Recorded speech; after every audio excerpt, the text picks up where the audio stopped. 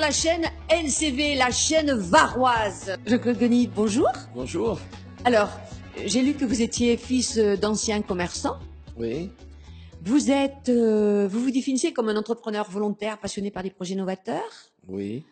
Vous êtes un homme de terrain dynamique On le dit. et porté par la conviction de servir. Vous avez repris des études à 40 ans, vous avez fait un tas de diplômes, des BTS en action co, des licences, etc., etc. Vous avez été dans le monde de la fleur, après dans le monde du mariage. Remarquez, quand on se marie, on a besoin de fleurs. Hein. Ça C'est vous pas a très donné loin. des idées. Hein. C'est ça. Ah ouais, c'est peut-être ça, oui. Et puis, tout d'un coup, vous vous êtes intéressé à la politique parce que vous vous êtes dit que finalement, tous ceux qui nous gouvernaient, c'était pas terrible. Selon vous, ils ont tous échoué. Et vous vous êtes dit, je vais y aller parce que moi, je vais leur porter mes idées. Ouais, c'est un peu ça, oui. C'est un peu ça. Oui, bah, c'est un peu ça, oui. Je pense je pensais avoir la force d'essayer d'apporter ma contribution pour faire avancer le système, pour faire avancer les choses dans le bon sens. Bon, vous n'avez pas été élu. Ils vous ont pas retenu. Non, ça aurait été un miracle. Hein. Ouais, mais ça fait rien. L'essentiel, c'est quand même d'avoir pu porter sa parole qui a été entendue à un moment donné, non? Vous avez eu le sentiment d'être entendu? Oui, aujourd'hui encore, régulièrement, quasiment plusieurs fois par semaine, les gens qui me disent qu'ils ont bien aimé ce que je dis, parce qu'en effet, j'ai dit des choses qui sont des choses citoyennes, des choses d'intérêt général, des choses naturelles. En fait, j'ai rien inventé. Hein, j'ai juste dit ce que je pense que tout le monde pense plus bas. Bon, ce qu'on pense souvent, c'est que dans les politiques, il y a beaucoup de pourris. Vous confirmez?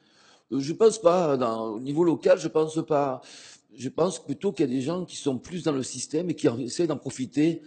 Bon, c'est un peu, Ah, voilà, vous l'avez dit. voilà. Qui sont dans le système et qui essayent d'en profiter. C'est ça, c'est un peu. Vous en avez rencontré? Rencontrer, c'est le système de parti qui fait ça. C'est pour ça que je suis révolté contre ce système de parti qui nous sclérose. Parce qu'en effet, aujourd'hui, le système de parti crée une hiérarchie. Et ce qu'on essaye de faire, c'est de trouver notre place et de monter dans cette hiérarchie uniquement pour notre intérêt personnel. Donc, quand on arrive dans la cour des grands, ceux qui ont une étiquette et qui sont déjà reconnus, et qu'on arrive en disant, moi, j'ai pas d'étiquette, mais je vais défendre mes idées, on est regardé comment? Ça les fait un peu rire, hein, quand même. Hein. D'accord. Ouais. Il dit c'est le rigolo du coin là qui arrive. Ouais, c'est ça, ouais. Un peu quand même. Ouais. Ouais. C'est le couillon qui arrive de la campagne. C'est ça, je dis, ouais, ils savaient très bien que bon, on n'a aucune chance. Hein. Donc, mais bon, par contre, ils ont quand même écouté parce que les politiques actuellement en place, quand même connaissaient mon programme quand même. Donc, ça les a fait un peu sourire, mais j'ai quand même été considéré quand même. D'ailleurs, aujourd'hui, quand je les croise, ils me saluent. Donc, je pense que j'ai fait avancer les choses puisqu'ils ont écouté quand même, ils ont vu le message que je voulais porter. Donc, c'était ça un peu aussi mon objectif. Donc, non, je peux pas dire que les gens en place sont pourris, bien au contraire. C'est le système, je pense qu'il est, mais les gens, non, ceux qui, ils voient leur intérêt avant tout peut-être, mais ils sont pas pourris, loin de là. Et ils m'ont considéré, donc ça, c'était quand même intéressant. D'accord. Comment c'est vécu par la famille quand on veut s'investir en politique? Il faut beaucoup de temps, il faut. Vous avez mis votre argent, vous l'avez dit, vous avez mis votre argent. Oui, donc oui, bien sûr. Ça veut dire que vous chippez dans votre bourse. Enfin, c'est l'argent que vous avez gagné, mais une partie de cet argent que vous avez gagné qui servira pas à votre famille, qui va servir à un parti politique. Comment c'est vécu? Alors, bon, déjà, au niveau de la famille, c'est plutôt, bon, c'est pas l'argent qui a compté, bien au contraire. Par contre, tout le monde a essayé un peu de mettre en garde sur mon action et qu'en disant, qu'en effet, en tant que chef d'entreprise, j'avais déjà beaucoup de travail et mettre en garde sur quoi vraiment je partais et les problématiques que ça pouvait engendrer. Mais dont l'argent n'a pas été, personne n'est venu me dire qu'est-ce que je faisais de mon argent. Bon, après, j'ai pas non plus investi, c'est à peu près en gros le prix d'une voiture. Hein. Donc, d'une petite voiture. C'est quand même important. C'est quand même important. C'est quand même important. Qu'est-ce qui s'est passé dans votre tête quand vous avez pris cette décision? Est-ce que ça a été une soupape aussi par rapport à tout ce que vous vivez au quotidien, de vous dire, allez, j'y vais? Non, une soupape, non. Ça fait longtemps quand même que je l'ai dans la tête. Hein. Donc ça fait, je pense que je suis fait un peu pour ça. Et donc c'était l'heure. Je pense que c'était l'heure. Et en effet, je me suis donné quelques mois pour aller à fond dans mes convictions. Ça serait à refaire? Ça sera refaire. Oui, j'aurais envie de le refaire. Maintenant, il va falloir avant de le refaire, déjà que je prenne plus le temps de me préparer avant, puisque c'est pas en 6 mois qu'on monte une campagne, c'est pas dans la dernière année, ça se monte 3 ans avant. Et D'accord. donc, si je réussis mon projet commercial, mon projet d'activité commerciale, mon métier, dans mon projet actuel, je pense que j'y retournerai, puisque ce que je fais, c'est vraiment l'application de mon programme, quoi. Ouais. Alors, je vais faire une autre citation. Vous avez dit sur votre Facebook, je l'ai lu, la citation de Nelson Mandela: ne me jugez pas en fonction du nombre de mes réussites, jugez-moi par le nombre de fois où je suis tombé et où j'ai réussi à me relever. Moi, je continuerai par une citation de Nietzsche: tout ce qui ne tue pas rend plus fort.